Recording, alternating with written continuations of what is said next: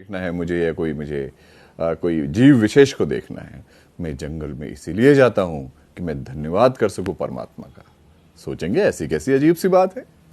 आप जंगल में जाइए और देखिए, जब हिरन पानी पीता है दोस्तों, 20 बार देखता है इधर से उधर कि कोई उसको खा न जाए। और मैं कभी मटके से, कभी फ्रिज से, कभी वाटर कूलर से पानी निकाल के पी लेता हूं। मुझे कोई खाता ही नहीं है और मैं ईश्वर का धन्यवाद ही नहीं कर रहा। जंगल में आप जाओ, दो ही तरह के जानवर हैं, या तो शिकारी है या शिकार है। एक के चेहरे पे हिंसा के भाव रहेंगे सदैव और दूसरे के चेहरे पे बेचारगी के भाव रहेंगे।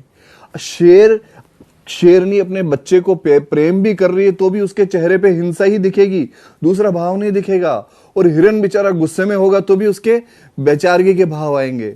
अरे हमें मनुष्य बनाया है, एक चेहरे से हम 31 तरह के भाव प्रदर्शित कर सकते हैं और हम खुशी नहीं होते हैं कि परमात्मा तूने कमाल कर दी। हिरन को सिर्फ घास का स्वाद दिया है दोस्तों, घास का, और शेर को सिर्फ मांस का स्वाद दिया है और हमें 7 स्वाद दे दिए। कमाल हो गया ये तो। खारा, मीठा, कड़वा, चरपरा, आहा, कितने तरह के स्वाद दे दिए, वो सिर्फ घास। अरे हमारी माताएं बहनें हमारे लिए कितनी तरह के व्यंजन बनाती है, बेसन से 25 तरह की चीजें बना रही है और हम धन्यवाद ही नहीं करते। न उनका करते हैं और न ईश्वर का करते हैं।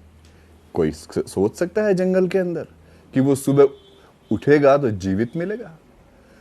अरे पता ही नहीं होता दूसरे क्षण का कि कब मौत आ जाएगी, और हम सुबह उठते हैं बिस्तर के ऊपर और जीवित पाते हैं स्वयं को और धन्यवाद ही नहीं देते। एक बात और बांटना चाहूंगा आपके साथ में। जंगल में जब बाघ या शेर बूढ़ा हो जाता है, दांत घिस जाते हैं, नाखून घिस जाते हैं, खुद शिकार नहीं कर पाता है, तो पता है उसकी मौत कैसे होती है?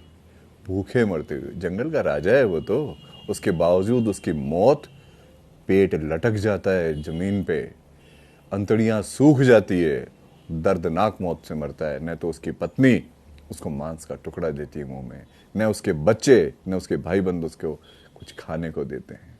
भूखा मरता है जंगल का राजा। जबकि आप देखो मनुष्य जीवन में, अरे हमें थोड़ी सी छींक के आ जाती है, पूरे घर वाले परेशान हो उठते हैं। हमारी कितनी तरह की सेवा शुश्रूषा करते हैं, कितनी तरह की दवाइयां लाके देते हैं, हमारा कितना ध्यान रखते हैं।